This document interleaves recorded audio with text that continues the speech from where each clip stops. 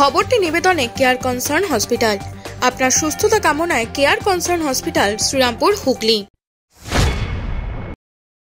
আমি এখনো মনে করি নন্দীগ্রামে কেসটা এখনো বিচারাধীন আছে। প্রায় 2.5 বছর হয়ে গেল কোর্টে কেস পড়ে আছে।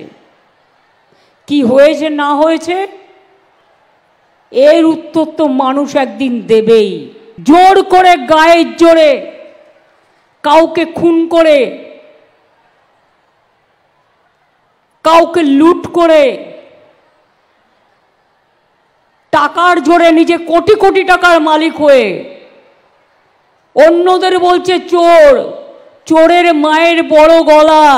চোরের মায়েরা পকেট মার দেখেছেন? পকেট মার যখন বাসে ঢোকে বা ট্রেনে ঢোকে, যে পকেটমারি করে সেই প্রথমে পকেট মার বলে চিৎকার করে,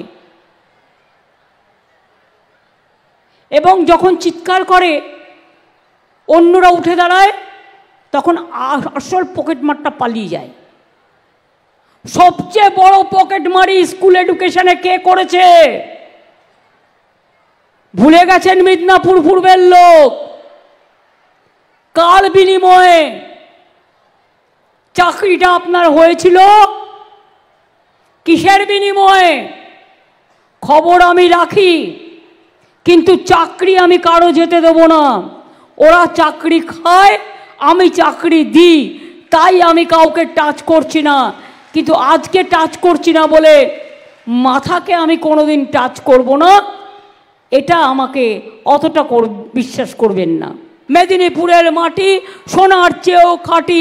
এই মাটিতে একদিন যদি ইংরেজদের আপনারা পরাস্ত করতে পারেন, তাহলে এই নির্বাচনে গদ্দারদের পরাস্ত করে বলে দেবেন গদ্দারদের কোনো ঠাঁই নেই, কোনো ঠাঁই নেই, কোনো ঠাঁই নেই। মমতা বন্দ্যোপাধ্যায় আপনাকে নাম না করে বলেছেন মাথাকে ধরবো, গদ্দারকে ধরবো, এবং যা উত্তর দেওয়ার মানুষ দেবে। এই দুটো তো আমার ক্ষেত্রে প্রযোজ্য নয়,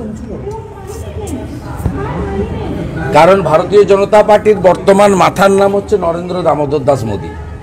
আমি মাথা নিজে সেলফ ডিক্লেয়ার করতে পারি না, 1 নম্বর। আর দ্বিতীয় হচ্ছে গদ্দার যদি বলেন, গদ্দারটা তো উনি সবচেয়ে বেশি। রাজীব গান্ধী পরিচয় দিয়েছিলেন, রাজীব গান্ধীকে ছুরি মেরেছেন। অটল বিহারী বাজপেয়ী আশ্রয় দিয়েছিলেন, অটল বিহারী বাজপেয়ীকে বিশ্বাসঘাতকতা করেছেন। উনাকে শুধু বলবো, যেদিন নাম ধরে বলবেন আপনার বাড়ির সামনে কালীঘাটে মঞ্চ বেঁধে আমি উত্তর দিয়ে আসবো। আমার নাম শুভেন্দু।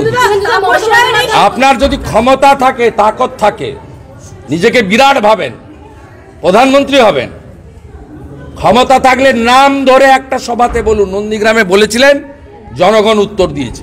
আর মেদিনীপুরে তাম্রলিপ্তের মাটিতে আমাকে যত আক্রমণ করবেন, তত বেশি ভোটে লোকসভা নির্বাচনে আপনি হারবেন। আপনার আজকের সভার দৃশ্যটা আপনি দেখে এসেছেন।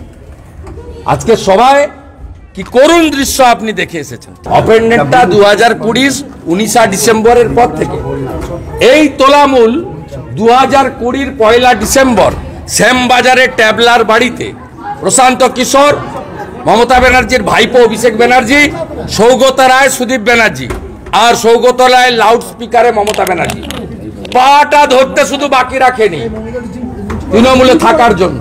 কাকে অফেন্ডার বলছেন? ওসব কানতে বলুন, ভোট অন্যরকম ভোট হবে এবারে। ওর কথা কেউ শুনবে না। বিজেপির কেন্দ্রীয় বাহিনী প্রেসারাইজ করার দরকার নেই। ওনাদের পাড়ায় পাড়ায় শাহজাহান আছে, আর কেন্দ্রীয় বাহিনীর দায়িত্ব এই শাহজাহানদেরকে ঘরে গর্তে ঢুকিয়ে ভোট করা। বিজেপির কিচ্ছু করতে হবে না।